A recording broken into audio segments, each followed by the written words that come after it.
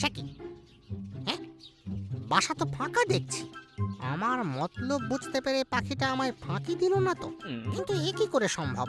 আচ্ছা, পাখিটা ডিমটাকে লুকিয়ে রাখেনি তো এই বাসাতে? দেখি তো একটু হাতড়িয়ে।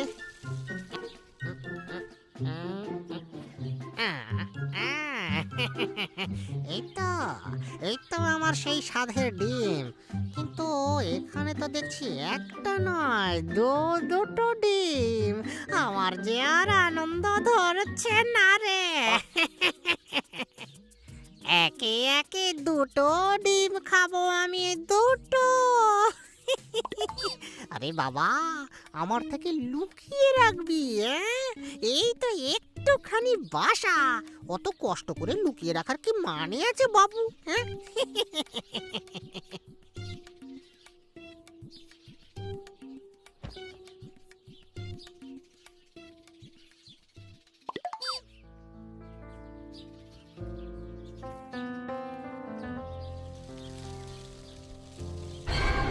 আমার ডিম দুটো কোথায় গেল?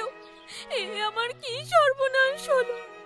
কি সর্বনাশ হলো আমার! কোথায় গেলি রে আমার বাচ্চারা? কোন ঘরে গিয়ে ডিম ফুটে বেরোবি এবার? আমি যে তোদের জন্য খাবার এনেছি, এ আমার কি হলো! না, এভাবে ভেঙে পড়লে কিছুতেই চলবে না। আমাকেই তো খুঁজে বের করতে হবে, তাই আর দেরি করা যাবে না। কিন্তু কোথায় কোথায় থাকতে পারে আমার ডিম?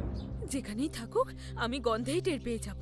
আচ্ছা, সবসময় তো শিয়ালটা কুঠুরির বাইরেই বসে থাকে, কিন্তু এখন নেই কেন?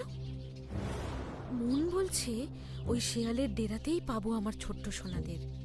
বেশি দেরি করলে মারাত্মক কাণ্ড হয়ে যেতে পারে। শিয়ালটাকে বিশ্বাস নেই, এক্ষুনি যাই। তাই রে নাই রে নাই রে, খুশির সীমা নাই রে, দুইখানা ডিম পাই রে মনের সুখে। তাই রে, তাই রে নাই রে নাই রে, খুশির সীমা নাই রে।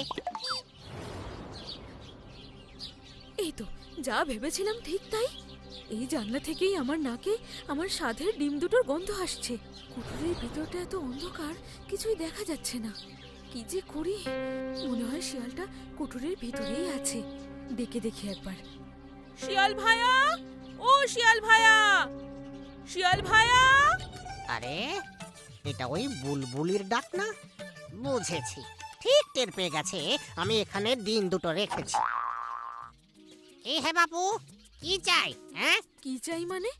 আমার দুটো ডিম তুমিই নিয়েছো, দিয়ে দাও বলছি, দাও আমায়। শাক দেখো, মরে যাই মরে যাই।